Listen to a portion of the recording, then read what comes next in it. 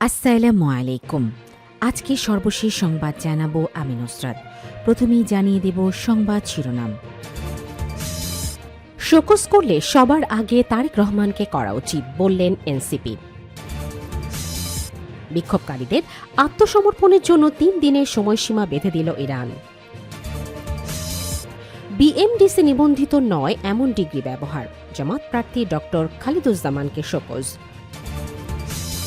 সর্বশেষ জানাবো এনসিপি নেতা পরিচয় 20 লাখ টাকা চাঁদা দাবির অভিযোগ, আটক 3। শিরোনাম শুনলেন, এবারে বিস্তারিত। শোকজ করলে সবার আগে তারেক রহমানকে করা উচিত বললেন এনসিপি।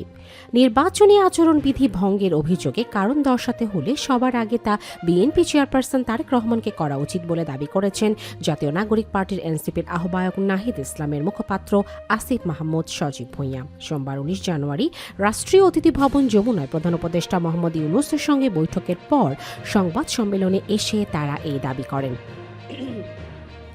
বিএনপি চেয়ারপারসনকে কেন কারণ দর্শানোর নোটিশ দেয়া হলো না তা নিয়ে প্রশ্ন তুলে তিনি বলেন, তারেক রহমান যখন বাংলাদেশে এসেছেন সারা ঢাকা শহর পোস্টারে ছেয়ে গেছে, ওনার নির্বাচনী এলাকা গুলশানে পোস্টারে ভরে গেছে, অথচ আমাদের গণভোটের প্রচারের ছবি ব্যবহার করায় আমাদের শোকজ দেয়া হলো। আসিফ মাহমুদ বলেন, একটি দেশের চেয়ারম্যান দেশে আসার পর তার ছবি দিয়ে পোস্টারে ছেয়ে গেছে, ছবি দিয়ে প্রচারণা চালানোয় তাকে শোকজ করা উচিত। তিনি আরও বলেন, আচরণবিধি ভঙ্গ করার অভিযোগে রোববার এনসিপির 2 জনকে শোকজ করা হয়েছে। এটা আচরণবিধি ভঙ্গ করা হয় কিভাবে?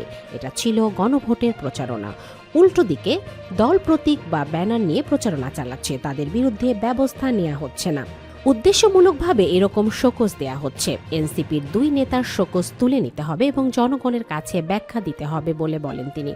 আসিফ মাহমুদ বলেন, বিতর্কিত নির্বাচনের মতো দ্বৈত নাগরিক ঋণ খেলাফিদের নির্বাচন করার সুযোগ করে দেয়া হচ্ছে। মাঠ পর্যায়ের কর্মকর্তারা বিতর্কিত কর্মকাণ্ড করছেন। এনসিপির আহ্বায়ক নাহিদ ইসলাম ও মুখ্য সমন্বয়ক নাসিরুদ্দিন পাটোয়ারীকে রোববার নির্বাচনী আচরণবিধি লঙ্ঘনের অভিযোগে কারণ দর্শাতে নোটিশ দেন রিটার্নিং কর্মকর্তা। ত্রয়োদশ সংসদ নির্বাচনের তফসিল অনুযায়ী প্রচার শুরুর হওয়ার আগেই গণভোটে হ্যাঁর পক্ষে প্রচারে নামায় তাদের শোকজ করা হয়। তখনই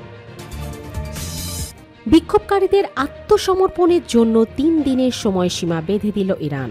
ইরানের সাম্প্রতিক সরকার বিরোধী বিক্ষোভে যারা প্রতারিত হয়ে অংশ নিয়েছিল তাদের আগামী 3 দিনের মধ্যে আত্মসমর্পণের আহ্বান জানিয়েছেন দেশটির জাতীয় পুলিশ প্রধান আহমেদ রেজা রাদান। সোমবার 19 জানুয়ারি রাষ্ট্রীয় টেলিভিশনে দেয়া এক ভাষণে তিনি বলেন, এই সময়ের মধ্যে আত্মসমর্পণ করলে সংশ্লিষ্ট ব্যক্তিদের লঘু দণ্ড বা হালকা শাস্তি দেয়া হবে। রয়া নিউজের এক প্রতিবেদনে জানানো হয়েছে, ইরানি প্রশাসন তরুণ বিক্ষোভকারীদের বড় একটি অংশকে সরাসরি শত্রু হিসেবে না দেখে প্রতারণার শিকার হিসেবে বিবেচনা করছে এবং তাদের স্বাভাবিক জীবনে ফেরার সুযোগ দিতে এই নমনীয় অবস্থান গ্রহণ করেছে। জাতীয় পুলিশ প্রধান আহমেদ রেজা রাদান তার বক্তব্যে স্পষ্ট করেন, যেসব তরুণ অনিচ্ছাকৃতভাবে বা উত্তেজনার বশবর্তী হয়ে দাঙ্গায় জড়িয়ে পড়েছে তাদের প্রতি শাসন ব্যবস্থা নমনীয় আচরণ করবে, তবে এই সুযোগ কেবল আগামী 3 দিনের জন্যই কার্যকর হবে।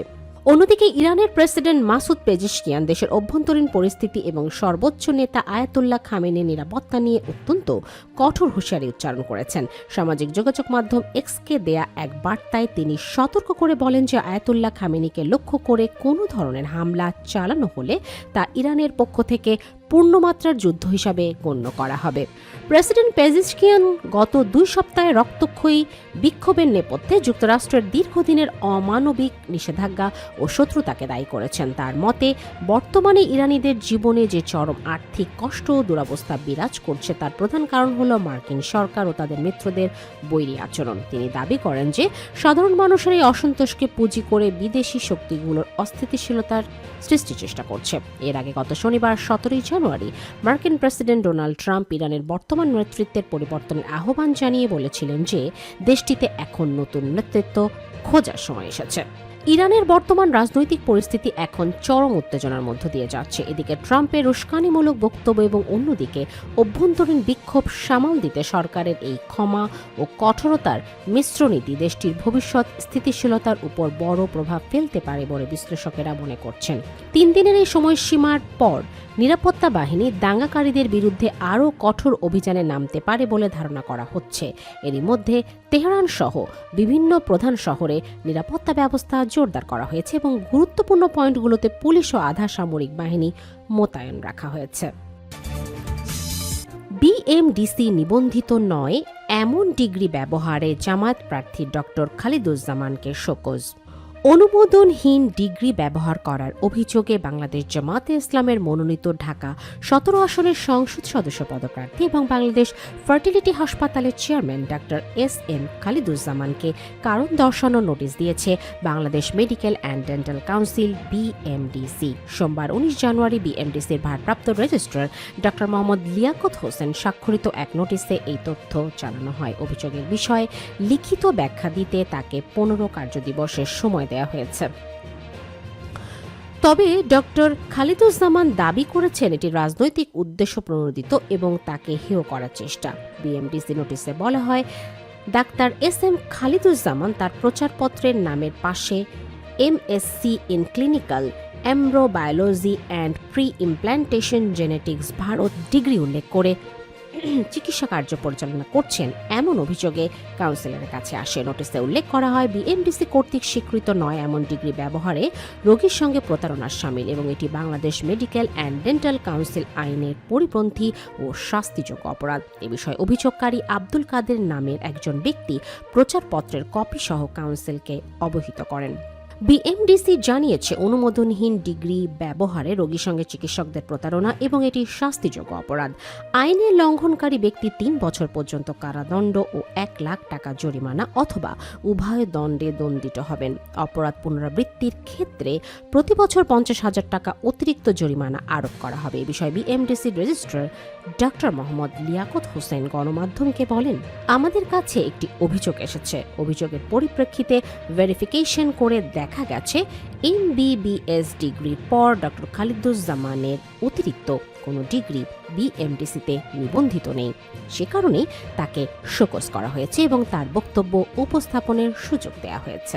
লিখিত ব্যাখ্যা পাওয়ার পর বিষয়টি আইন ও বিধি অনুযায়ী পর্যালোচনা করা হবে বলে জানান তিনি। এদিকে শোকজ নোটিশ প্রসঙ্গে ডক্টর এস.এম. খালিদুজ্জামান বলেন, প্রথমত একজন এমবিবিএস পাস ডাক্তার যদি কনফিডেন্ট ফিল করেন তাহলে তিনি কাজ করতে পারেন। দ্বিতীয়ত, আমার যে সাবজেক্ট ক্লিনিক্যাল এমব্রোবায়োলজি এটা বাংলাদেশে নেই, শুধু বিদেশে আছে, তাও খুব কম দেশে।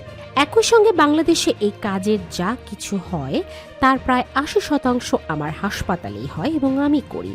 এই কাজের সাকসেস রেট নিয়ে আমি ওপেন চ্যালেঞ্জ করছি। অন্যদের কাছে এর 20% নেই, এমনটাই দাবি করেন তিনি।